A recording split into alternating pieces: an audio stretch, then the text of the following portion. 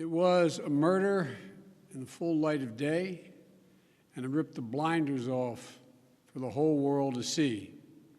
The systemic racism the Vice President just referred to. The systemic racism is a stain on our nation's soul. The knee on the neck of justice for Black Americans. Profound fear and trauma. The pain, the exhaustion that Black and brown Americans experience every single day. No one should be above the law. And today's verdict sends that message. But it's not enough. We can't stop here. In order to deliver real change and reform, we can and we must do more to reduce the likelihood that tragedies like this will ever happen and occur again. To ensure that Black and brown people, or anyone, so they don't fear the interactions with law enforcement, that they don't have to wake up knowing that they can lose their very life in the course of just living their life.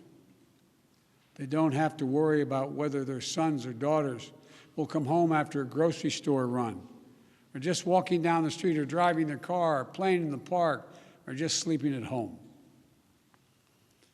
And this takes acknowledging and confronting head-on systemic racism and the racial disparities that exist in policing and in our criminal justice system more broadly. The guilty verdict does not bring back George. But through the family's pain, they're finding purpose. So George's legacy will not be just about his death, but about what we must do in his memory. I also spoke to Gianna, George's young daughter, again. When I met her last year, I've said this before, at George's funeral, I told her how brave I thought she was. And I sort of knelt down to hold her hand. I said, "Daddy's looking down on you. He's so proud." She said to me then, I'll never forget it, "Daddy changed the world." And I told her this afternoon, Daddy did change the world. Let that be his legacy, a legacy of peace, not violence, of justice. Peaceful expression of that legacy are inevitable and appropriate, but violent protest is not. This is a time for this country to come together, to unite as Americans. There can never be any safe harbor for hate in America. I've said it many times.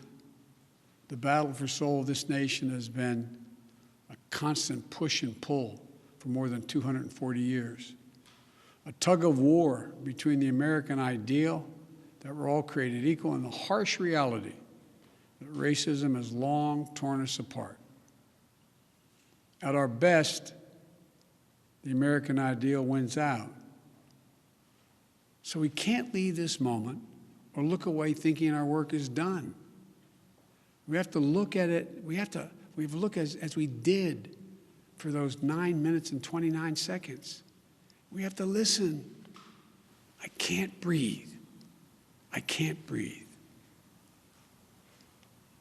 Those are George Floyd's last words. We can't let those words die with him.